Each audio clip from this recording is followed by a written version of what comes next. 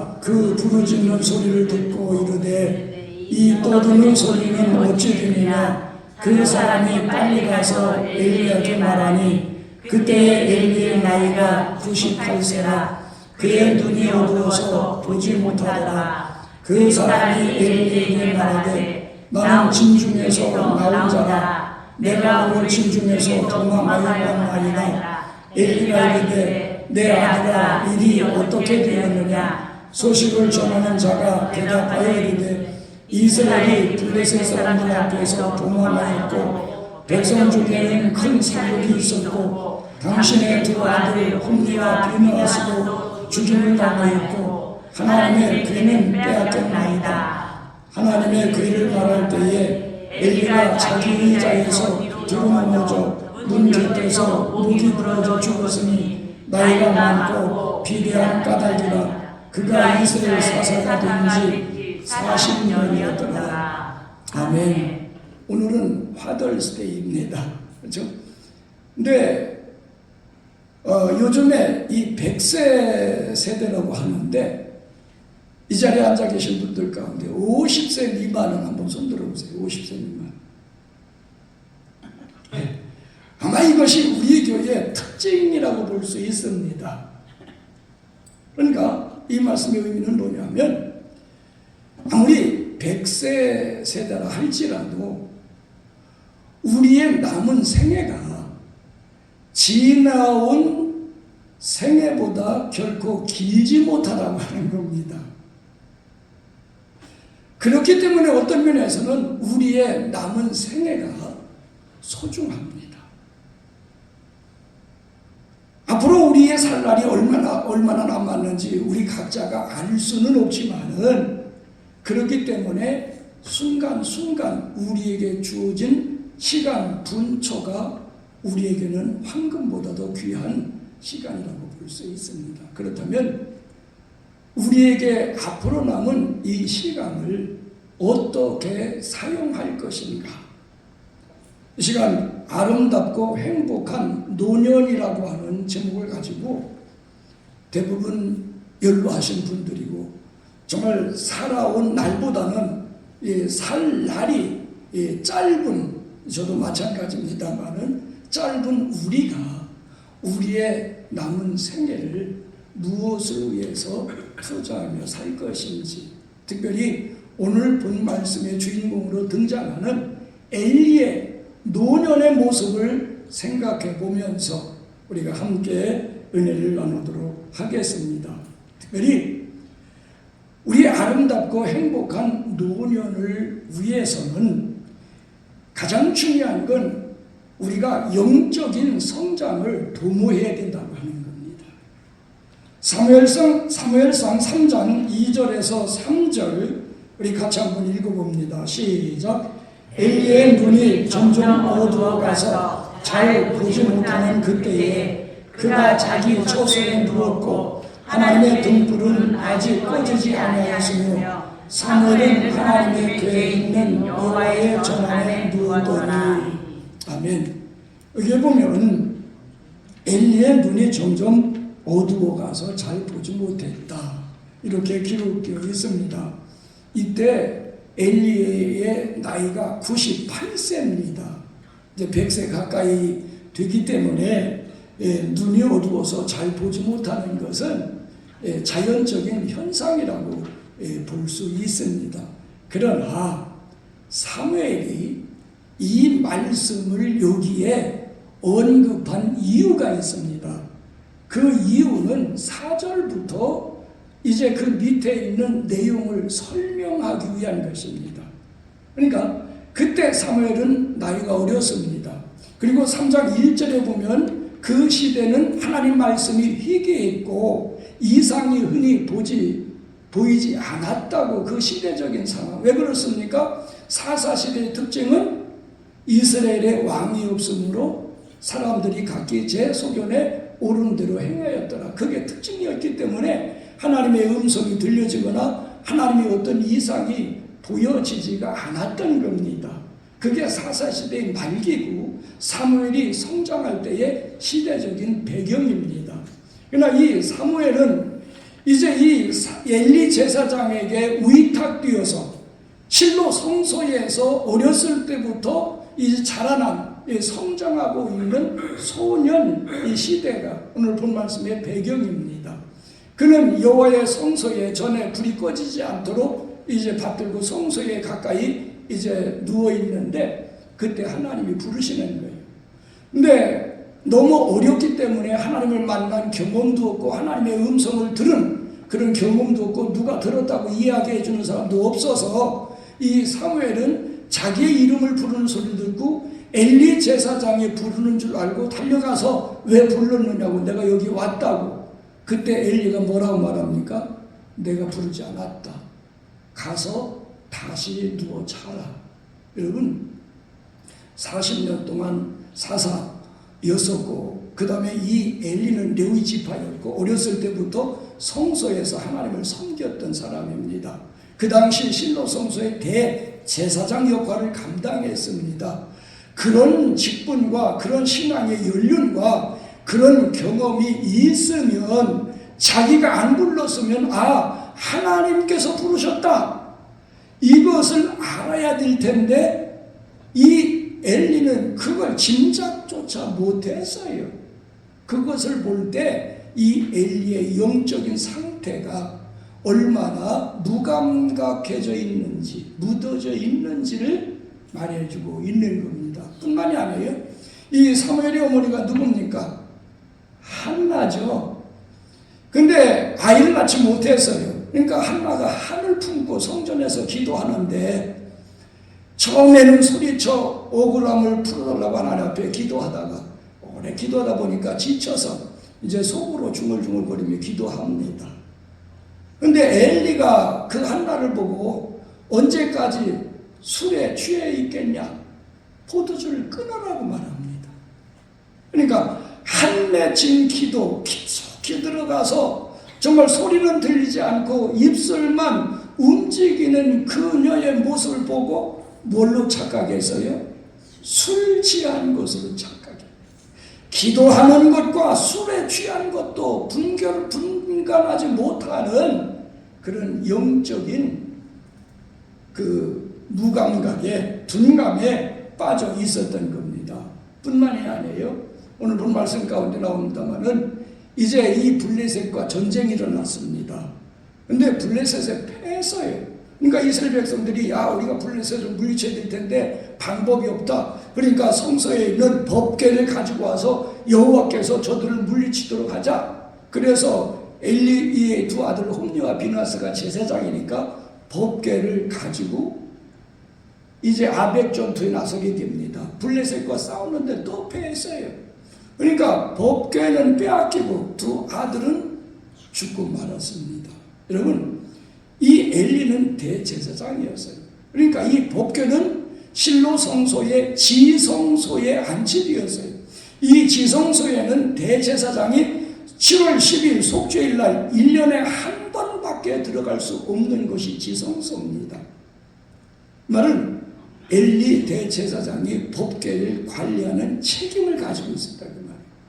근데 그 법궤가 전쟁터에 나갔던 이유는 뭡니까? 자기 아들들이기 때문에 그것을 허용했든지 아니면 두 아들들이 아버지 몰래 훔쳐가지고 나갔든지 어찌됐든지 법궤가 지성소를 떠나는 것을 몰랐다고 하는 것은 이 엘리가 자기의 직분과 사명과 이 영적으로 얼마만큼 둔감해 있었는가를 우리는 알 수 있는 겁니다. 우리는 아무리 나이를 많이 먹는다고 해도 이렇게 늙어서는 안 될 겁니다. 고린도후서 4장 16절에 보면 같이 한번 읽어봅니다. 시작.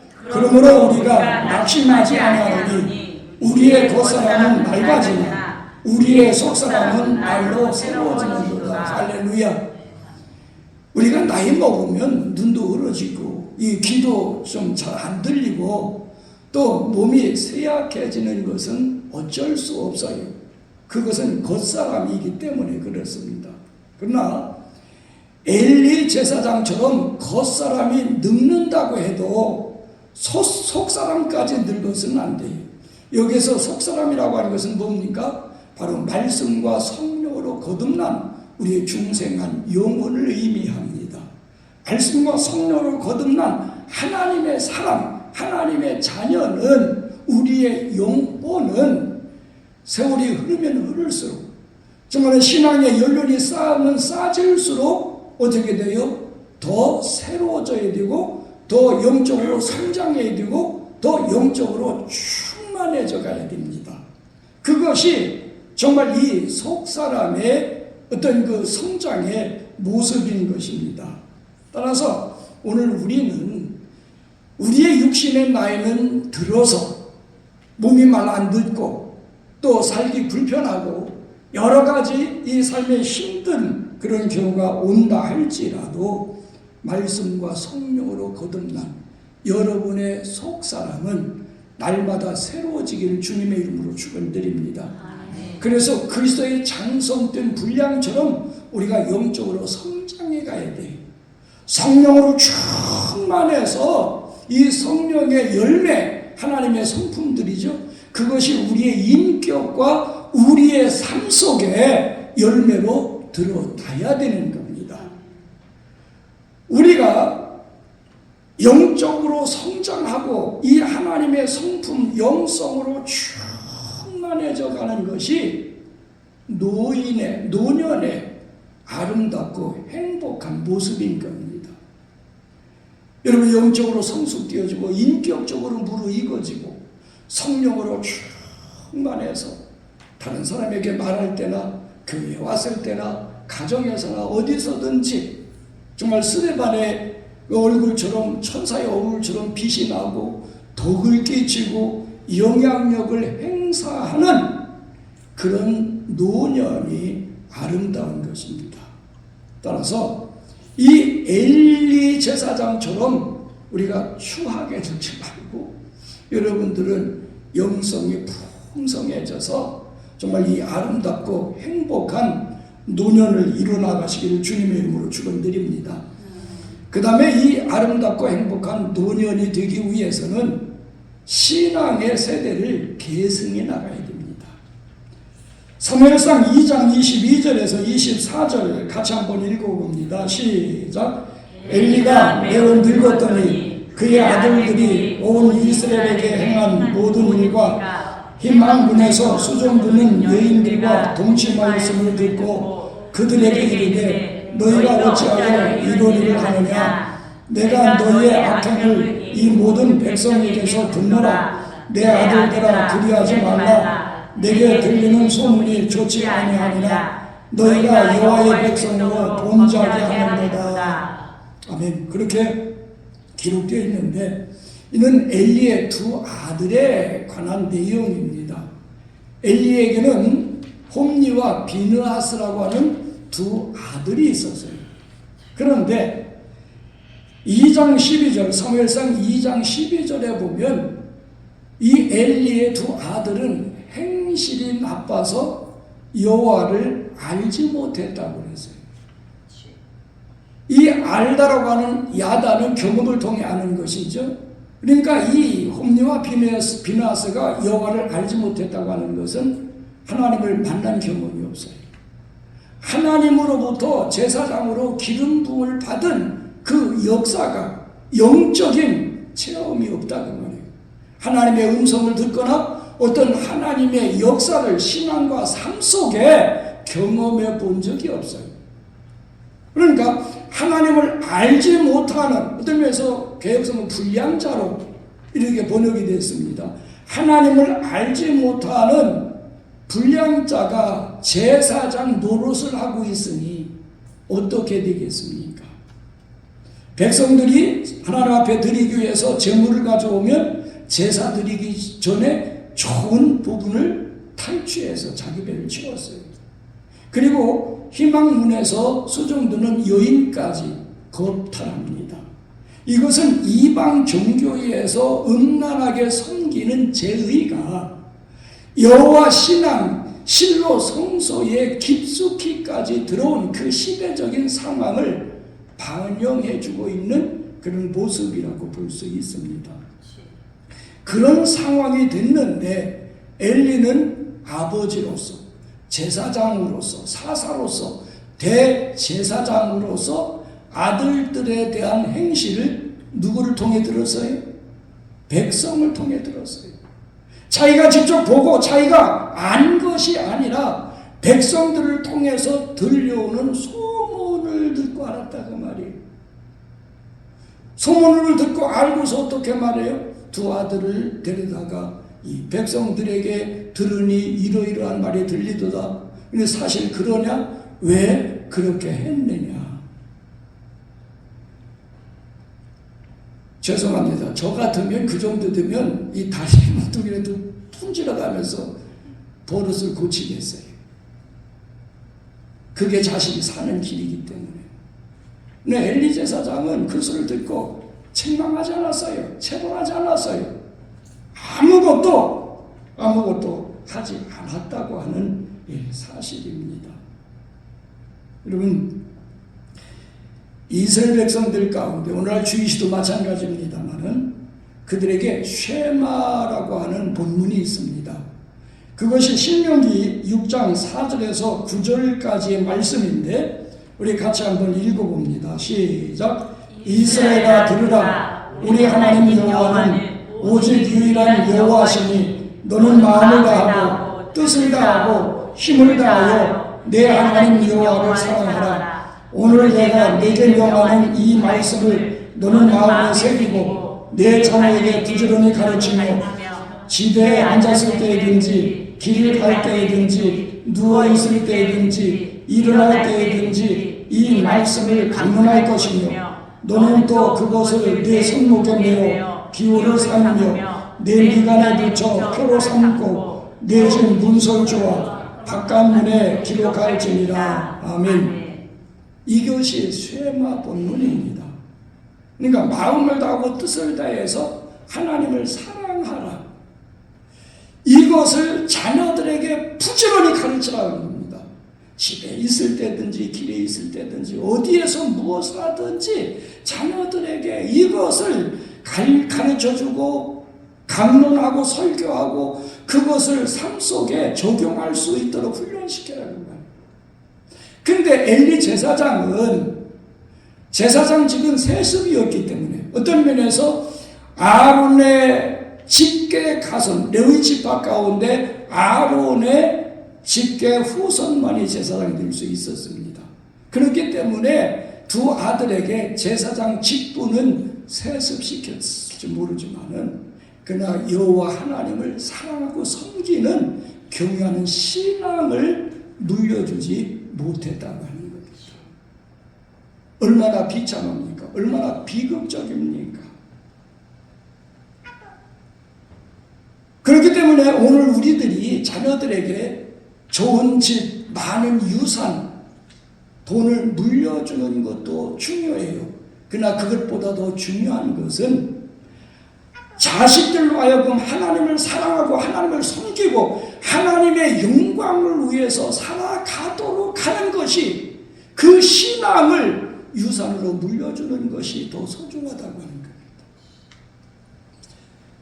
제가 한국에서 목회할 때 교회가 급성장해서 제가 부족함을 느끼고 더 겸손해지고 은혜 받기 위해서 40일 동안 금식하며 하나님께 매달린 적이 있습니다. 근데 37일째 물을 마시다가 체했어요. 이 물만 마시는데 그러니까 물도 마시지 못한 상황이 되니까 앞으로 남은 3일이 버텨낼 수 있을지 자신이 없었어요. 그리고 이왕 시작한 거 중간에 포기할 수도 없었고요.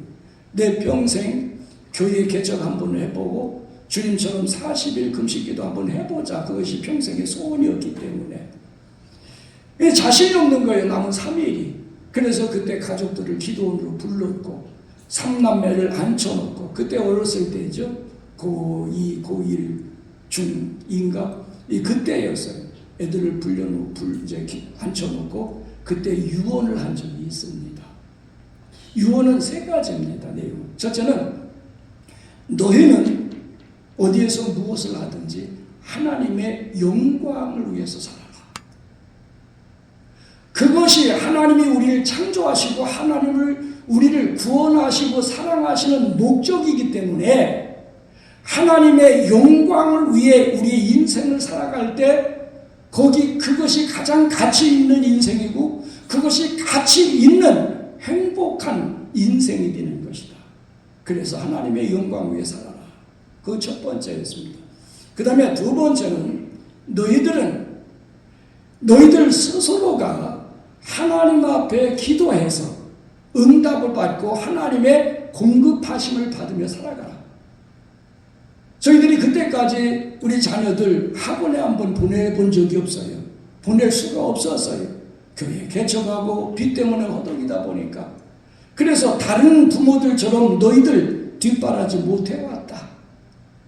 앞으로 금식기도 무사히 끝나고 목회를 한다 할지라도 교회가 아무리 성장한다 할지라도 다른 부모들이 자기 자식들 뒷바라지 해주는 것처럼 우리는 너희들 뒷바라지 온전히 너희들 기대에 흡족할 만큼 뒷바라지 못한다.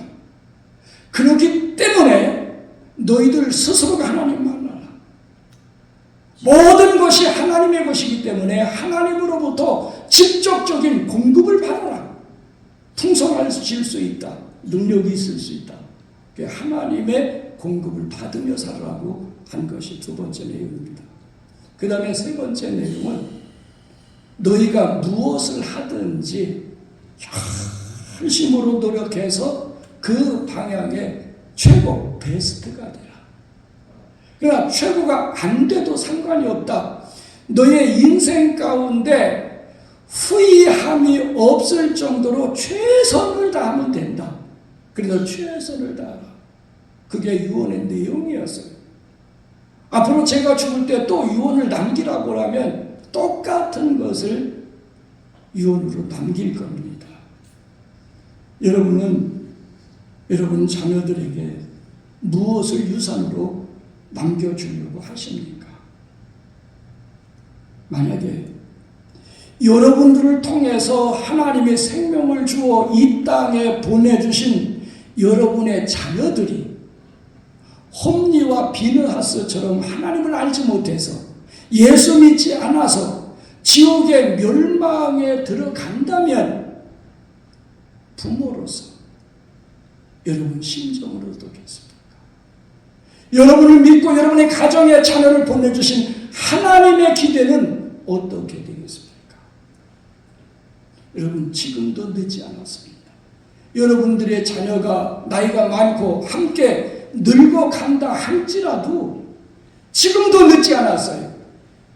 여러분들이 기도하는 모습, 여러분들이 하나님을 사랑하고 교회를 섬기고 정말 하나님을 두려워하는 그 믿음의 모범을 통해서 자녀들을 감동시키시기 바랍니다. 그리고 믿지 않는 자녀들, 그들 예수 믿도록 여러분 눈물을 흘려가면서 금식하면서 생명을 내놓고 그 자녀들 위해서 기도해 보시기 바랍니다. 하나님이 역사하실 겁니다. 하나님이 구원하실 겁니다. 하나님이 그 자녀들을 하나님 앞에 이끌어내실 겁니다. 구원은 하나님께 있기 때문에. 여러분 자녀들을 위해서 울어보신 적이 있으십니까? 자녀들을 위해서 여러분의 생명 걸어보신 적이 있습니까? 내 마음대로 안 돼. 포기하셨습니까? 아니요. 이제 여러분의 남은 인생, 여러분 자녀들에게, 여러분의 손자들에게 바로 하나님을 사랑하고 하나님을 위해 살아가는 여러분의 신앙을 그 세대에도 계승해 나가는 일에 여러분의 남은 인생을 투자하시기를 주님의 이름으로 축원드립니다. 그 다음에 우리 아름답고 영광된 이 행복한 노년을 위해서는 영광된 미래를 준비해야 된다고 하는 사실입니다. 사무엘상 4장 18절에 보면 같이 한번 읽어봅니다. 시작. 하나님의 죄를 말할 때에 엘리가 자기 의자에서 뒤로 넘어져 문 곁에서 목이 부러져 죽었으니 나이가 많고 비대한 까닭이라 그가 이스라엘 사사가 된 지 40년이었더라. 엘리 제사장의 대제사장이고 선지자였고 사사였던 엘리의 죽음에 대한 그런 기록입니다. 그런데 어쩐지 40년 동안이나 사사로 지냈고 한평생 제사장으로 성소에서 하나님을 섬겨왔던 선지자까지, 선지자 역할까지 감당했던 이 엘리의 죄의 모습이 너무 비참하고 비극적이라 생각되지 않습니까? 그러나 엘리의 죽음은 또 다른 의미가 있습니다. 그 의미가 뭐냐면 출애굽기 13장 13절에 보면 그렇게 기록되어 있어요. 같이 읽어봅니다. 시작. 나귀의 첫 새끼는 다 어린 양으로 대속할 것이요 그렇게 하지 아니하려면 그 목을 꺾을 것이다. 다시 말씀드리면 가축의 첫 새끼는 이스라엘 백성들이 이집트에서 나올 때 유월절을 통해서 나왔어요. 그 유월절 어린 양처럼 모든 가축의 첫 새끼는 내 것이니까 내게 바쳐라. 하나님의 명령입니다. 근데 이 나귀도 가축이지요. 근데 이 나귀는 굽이 갈라지지 않고 되새김질을 하지 않기 때문에 부정한 동물이에요. 그렇기 때문에 하나님 앞에 드릴 수가 없는 겁니다. 그래서 양을 대신, 이 나귀 대신 양을 잡아서 하나님 앞에 제사로 드렸던 게 율법이에요. 구약의 제사 제도입니다. 근데 양을 대신하지 않으려면, 대속이라고 그러죠. 대속하지 않으려면 나귀의 목을 꺾어 죽이라고 하는 거예요. 죽여서 하나님 앞에 드리는 것. 그러니까 생명을 드리는 게 바로 그 율법인데, 여러분, 레위 지파는 이스라엘 백성들이 가나안 땅에 들어갈 때, 즉 시내산에서 출발할 때 13지파로 출발하게 됩니다. 그렇죠? 실질적으로 13지파가 되죠. 요셉의 두 아들이 지파수에 들어갔습니다. 이 레위 지파는 빠졌어요. 왜 빠졌습니까? 민수기에 보면 바로 이스라엘의 12지파의 장자들을 대속하기 위해서 레위인들이 구별돼서 그들은 가나안 땅도 분배받지 못하고 성전에서 한평생 제사장 직분을 수행하고 또 내 그 아론의 직계 후손이 아니면 제사장을 돕는 일로 살아가도록 되어 있어요. 그것이 이스라엘 백성을 위한 대속이었습니다. 그렇다면 엘리도 제사장으로서 백성들을 대속한 그런 제사장인데, 그런데 이제 이 사무엘상 3장 14절에 보면 하나님께서 그렇게 말씀하셨어요. 같이 한번 읽어봅니다. 엘리 집의 죄악은 제물로나 예물로나 영원히 속죄를 받지 못하리라. 이 두 아들의 죄 때문에 이 엘리 가문의 죄는 제물로나 어떤 예물로 속죄함을 받을 수 없다고, 하나님 받지 않겠다고 선언하셨어요. 그러니까 죄 용서받을 길이 없는 겁니다. 방법이 없었어요.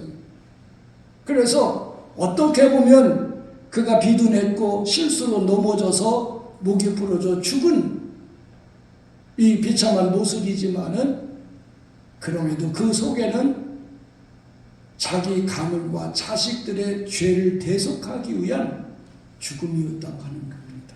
그러나 아무리 대속을 위한 죽음이라고 해도 그렇지는 않잖아요. 그건 아니잖아요. 여러분, 태어날 때는 여러분 골라가지고 여러분 마음대로 태어나셨습니까? 그건 아니잖아요. 태어나실 때는 아무것도 모르고 태어났지만, 그러나 우리가 죽을 때는 좀 폼나게 죽을 수 있잖아요.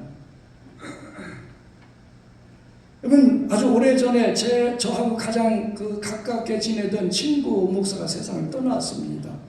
나이도 저한테 동생밖에 어린데, 가장 친하게 또 잘하고 가깝게 지내는 친구인데, 장인어른이 병원에 입원하셔서 병문안 갔다가 장인어른이 너도 한번 검사해봐라.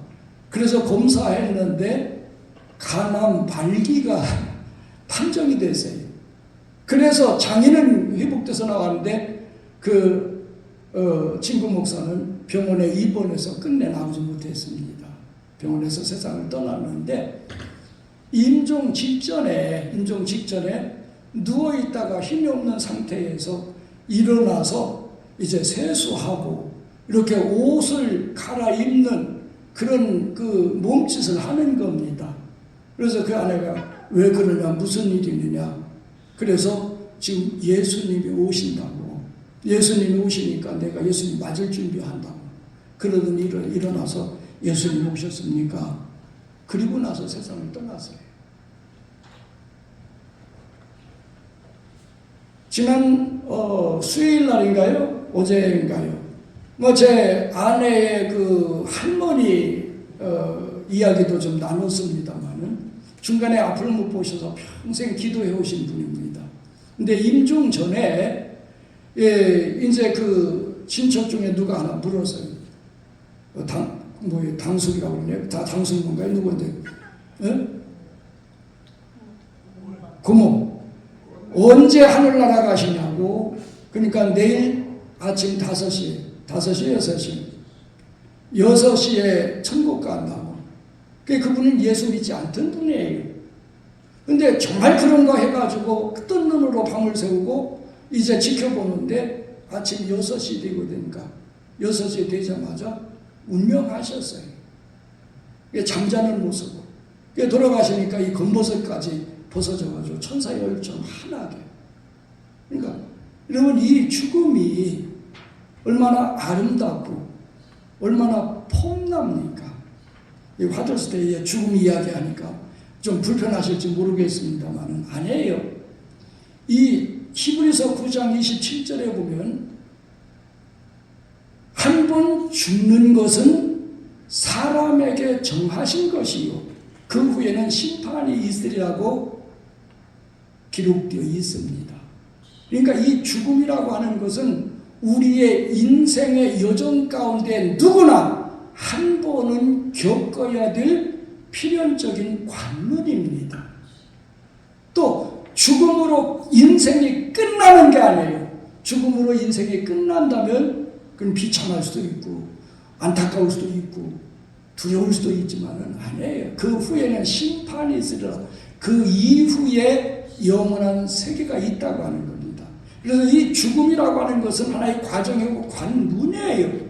죽음의 문턱을 넘어서면 영원한 세계가 이어지는 겁니다. 그러니까 죽음이라고 하는 것은 피할 수 없는 것이고 또 저주스러운 것도 아니고 또 두려운 것도 아니에요. 그저 우리 인생의 여정 속에 한번 겪는, 여러분들이 태어난 것처럼 여러분 죽는 것도 순리적인 것이고 자연스러운 겁니다. 또 필연적인 겁니다. 그렇다면 조금 전에 말씀드린 것처럼 죽는 것을 우리는 준비를 해야 됩니다. 이왕 죽는 것 좀 폼나게 하나님의 영광 드러내고 정말 아름답게 죽을 수 있잖아요. 그렇게 우리는 미리 내 죽음을 위해서, 나의 죽음을 통해 하나님의 영광을 드러내고 정말 이웃 사람들에게 하나님의 사랑을 나타내고 정말 이 가족들에게 슬픔이 아니라 절망이 아니라 비참한 모습이 아니라 야, 우리 부모님, 우리 아버지, 어머니 이렇게 살다가 하늘나라에 가셨다. 여러분 그 잠언에 보면요, 손자는 영광의 면류관이고 그 다음에 부모는, 아비는 자식의 영환이라고 그랬어요. 그러니까 이 부모로서 그렇게 아름답고 영광스러운 죽음을 죽을 때 그것이 자녀에게 복이 되고 영화가 되어지는 겁니다. 결론적으로 말씀을 드립니다. 우리 사람이 죽음으로 끝나는 것이 아니에요. 절대적인 거 아닙니다. 우리의 육신은 죽어 땅에 들어가 썩어 없어진다 할지라도 우리의 영혼은 죽음이라고 하는 관문을 통해서 죽음의 문턱에 들어서면 두 가지 세계로 갈라집니다. 두 세계로. 하나는 천국이고 하나는 지옥입니다. 죽음의 문턱을 지나면 다시 되돌이킬 수가 없어요. 우리가 이 세상에 있을 때 예수를 믿느냐 죽음 후에 천국으로 가고, 예수를 믿지 않느냐 죽음 후에 지옥으로 가게 되어 있습니다. 그건 피할 길이 없어요. 그런데 중요한 것은 천국에 가는 것은 하나님이 우리에게 주신 은혜의 선물, 믿음으로 가는 것입니다. 하나님의 공로로, 하나님의 은혜로 가는 것이지 내 노력과 내 공로로 가는 건 아니에요. 그러나 중요한 건 천국에서 누리게 되는 영광, 받게 되는 상급, 그건 각자가 다 다르다고 하는 겁니다. 우리가 이 세상 살아갈 동안에 영적으로 성장하고 하나님의 성품을 회복하고 성령의 열매를 나타낸 것만큼, 어떤 면에서 하늘의 보물을 쌓아둔 것만큼 영광을 누리게 되는 겁니다. 따라서 우리의 남은 생애는 정말 우리가 아름답고 행복한 노년을 보내기 위해서는 언젠가 다가올 죽음 이후에 있을 그 영원한 나라에서 누릴 기쁨과 영광을 위해서 살아가는 노년이 아름답고 행복한 것입니다.